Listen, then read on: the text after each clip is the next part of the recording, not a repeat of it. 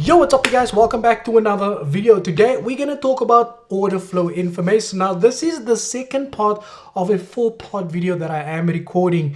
Without any further ado, let's get straight into it. Now you've probably heard people say, the banks place their orders here, watch out, that's where the banks orders on, all of that stuff, right? However, today we are going to take a look at exactly the amount of the orders that banks place, where they place it, and I'll show you how to read the data as well. Without any further ado, let's get straight into it. Now, there is a website called the CFTC. This is a government organization that provides us with the data. Now, one thing to keep in mind is this data is released on a Tuesday. No, it's released on a Friday. But these positions, these net positions, they are placed in the market on a Tuesday. So the banks place their positions, their orders on a Tuesday, but the CFTC only shows us the report on a Friday, because if they showed it to us on a Wednesday or Tuesday when the banks place those orders, we would have known exactly what we need to do. Now, let's get straight into it.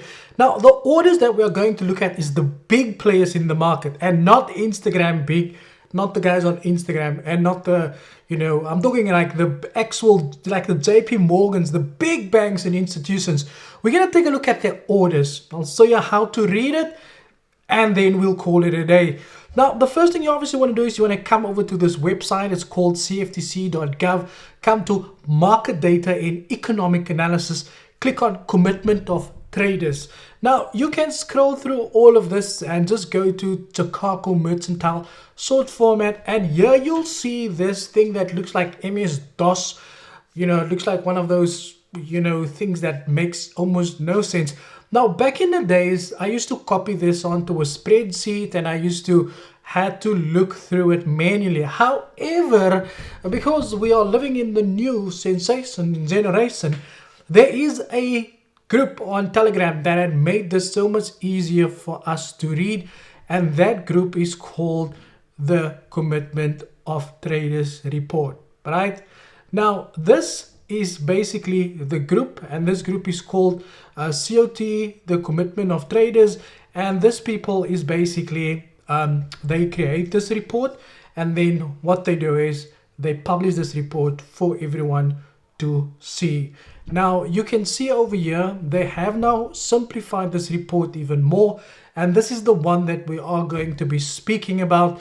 Before that, they had a different report. It was this one. Can you see? So all of these reports used to be published individually, but I saw now they made it a lot easier for us to be looking at, and we can basically just use this report as well. So you're going to close this. So this is basically the report that gets released. This is a simplified version of the actual Commitment of Traders report.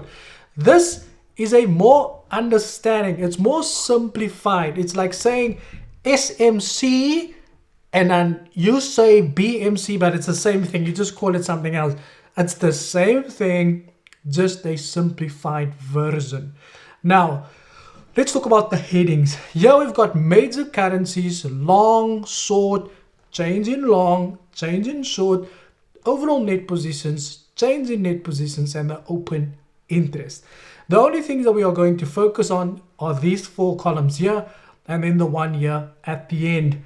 Now, let's start with the first. It says here major currencies. Here you can see all of the currencies, basically NZD, GBP.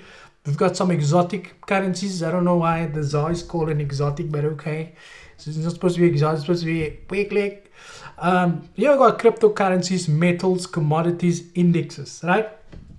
This is basically telling us what it is that we are looking at in particular. So I'm going to use the example of NZD, but when you backtest this information to make sure you understand what you are saying, make sure that you apply the same concept as like maths. It's the same concept. you apply across the board. Now, the long positions is the buy positions that they have placed in the market, right? Short means sell positions in the market. Now, if you want to look at the historical data, you can open this report in that group, no problem, no questions asked. When you see long, that means the amount of buys that they add. Short refers to the amount of sells that they have had. Sell like me and you, buy and sell, and not courses, but just, you know, the market, obviously, because some people's going to look at this, yeah, buy and sell, or mentorship. No. I'm talking about, you know, like the market. So you get your long and we get short, right? So here, this is a buy, that is a sell. And what we are looking for is the amount of net positions that is placed by a certain bank, right? Not by bank, but the overall net positions. Now, in this scenario, we can see that they have, for the NZD, they have added 14K longs, buys, and they have added 27,000 shorts, sell, right? Now, the change in long and the change in short refers to the previous week's report. Now, if you want to look at the full report, you can just go to that Telegram group here. You can just look for it there. Then you would be able to see what the previous weeks look like. But in order to calculate what the previous week had looked like, it's very easy. You just take that 884 minus 4,332. That will tell you how much the longs, the buys were. Now, this is giving us an indication that they have added more buys and they have added more sells. When it is negative, that means they have closed it. Now, like I said before, you can't use this as a strategy, right? But I have completed a course. It's called the Central Bank Strategy, right? Strategies. Yeah, like I've said to you guys in the group, it's called the Central Bank Strategies. If we can hit 150 likes on this video, I will give you guys that course to go over if you want to apply central bank strategies, right? That's if you want to apply the strategy. But if you're not that type of trader, it's fine. You can just use this as a confluence. Now, change in long means how much did they add or did they take away? Change in short means did they add more sells or did they add more, or did they close more sells? Whenever you see a negative in front of that, it means they have closed it. They have closed their sells, or they have closed their buys. Now, the net position would be from the previous week, but we don't focus on this two. We do look at the last one. Now, the open interest is the overall net positions. Now, the reason why you want to look at this is because you want to see whether the overall net position had increased or has it been decreasing.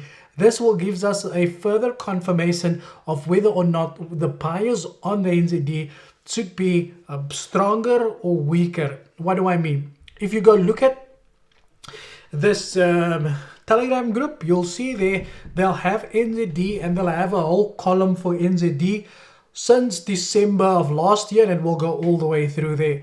On the right, it's the same report, but it just goes back all the way to last year. On the right, you can see there has the net positions been increasing or decreasing since last week. Remember, if they are adding more shorts than long, that means their outlook on there is bearish, and therefore your sentiment or your outlook should be bearish in the market as well. Now keep this in mind, right? If you're going to do the central bank strategy, then you can do that as a standalone. However, if you want to use this as a confluence, then you can do so by adding fundamental, technical, and retail sentiment data, which is what I am going to discuss with you guys in next week's video, because I want to make sure that we get this content through. Now, the same way you read that, you're going to read all of this here as well. So if you want to trade NZD against GBP, you're basically just going to look at NZD and compare the data for GBP, and that will give you some sort of an indication. That was very straightforward. Before, it was very complicated to explain this. That should at least make sense. If you don't know, don't understand, please let me know down in the comment section below. And if you enjoyed the video, please leave a thumbs up button. Thank you for your time. And as always, cheers for ears.